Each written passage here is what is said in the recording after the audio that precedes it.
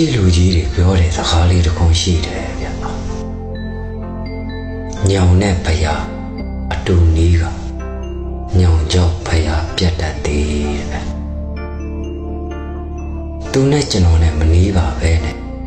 ဘာကြောင့်ကျွန်တော်ဘောကပြတ်သွားရတာလဲဗျနားလဲပါတယ်တပြာနဲ့ကောင်ကစကားပြောလာမှတော့မတမသူကကျွန်တော်ဖြစ်သွားတာပေါ့ပြည့်ပြည့်တဲ့ရုပ်ရည်လည်းမရှိသလိုမင်းအသေးချစ်တဲ့အသက်ပြားလည်းမရှိတဲ့အတွက်မပြိုင်ခိုင်းမှနဲ့တော့ဒီကောင်ကြီးအရှုံးပေးပါတယ်ကျွန်တော်တို့ရဲ့အချစ်ဇလံ